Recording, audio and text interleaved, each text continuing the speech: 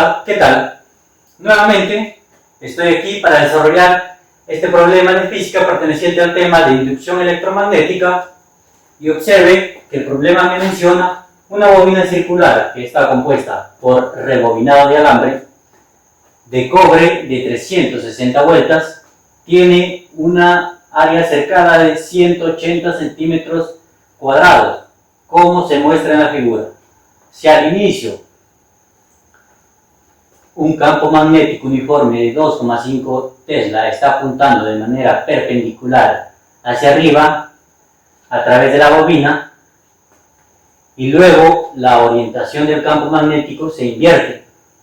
Cuando el campo magnético está cambiando su orientación, determine cuánta carga fluye a través de la bobina si la resistencia es igual a 12 ohmios.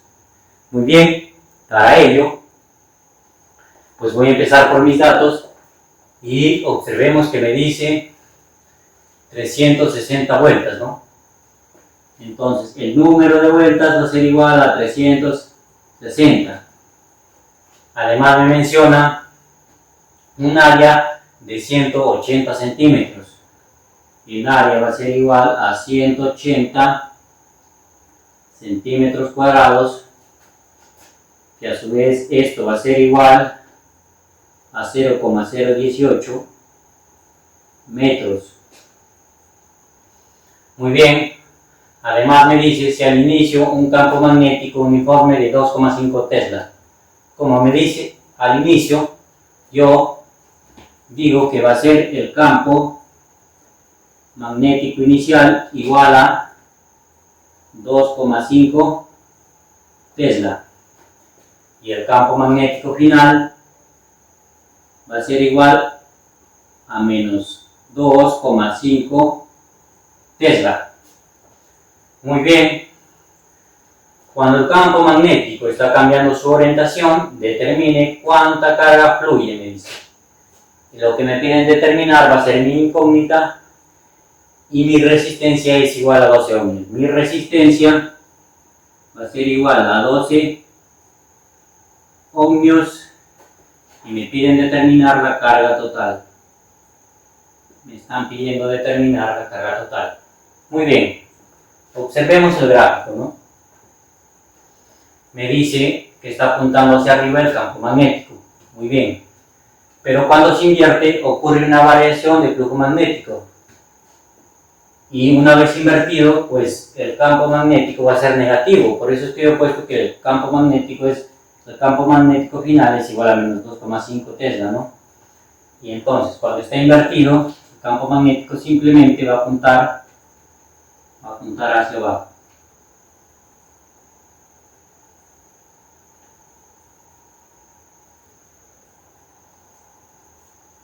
Va a apuntar hacia abajo, ¿no? La resistencia va a seguir siendo la misma. Ahora sí voy a pasar a identificar mi ecuación. La ecuación que voy a utilizar es la que me dice que la carga es igual a la fuerza electromotriz multiplicado por la variación de tiempo dividido entre la resistencia. Ahora voy a pasar a hacer una sustitución de datos.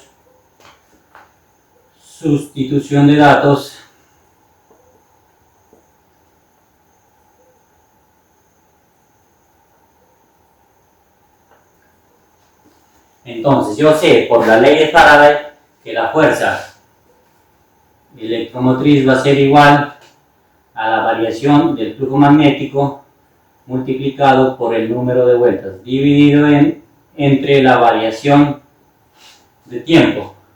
Voy a despejar y obtengo que la fuerza electromotriz por la variación de tiempo es igual a la variación del flujo por el número de vueltas, ¿no? Voy a reemplazar en mi ecuación original y digo que la carga va a ser igual, en vez de fuerza electromotriz por variación de tiempo, voy a colocar variación de flujo magnético por el número de vueltas dividido entre la resistencia. Pero yo sé que el flujo magnético va a ser igual al área por el campo magnético, ¿no?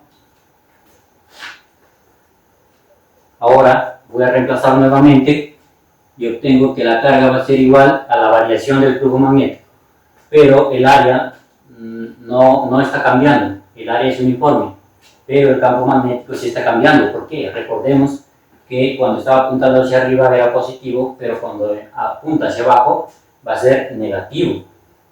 Por eso está variando el campo magnético. Entonces tengo el número de vueltas por el área por la variación del campo magnético dividido entre la resistencia. Para yo poder encontrar una respuesta en esta expresión, primero tengo que encontrar cuánto es la variación de campo magnético. Por ende, la variación de campo magnético la vamos a encontrar restando el campo magnético final menos el campo magnético inicial. Va a ser igual el campo magnético final, negativo 2,5,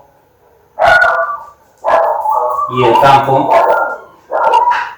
magnético inicial es positivo 2,5. Esto va a ser igual a menos 5 teslas. Por ende, la variación de campo va a ser igual a 5 teslas, ¿no?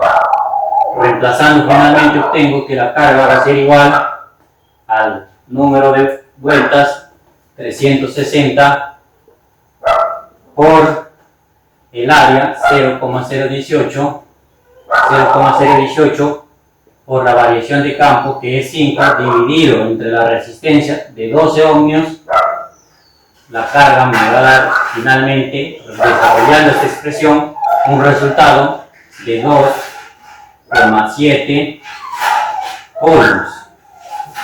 Entonces, para dar respuesta a lo que me pide determinar la carga de la bobina, la carga de la bobina va a ser 2,7 coulombs. Muchas gracias, no olviden de suscribirse a este canal.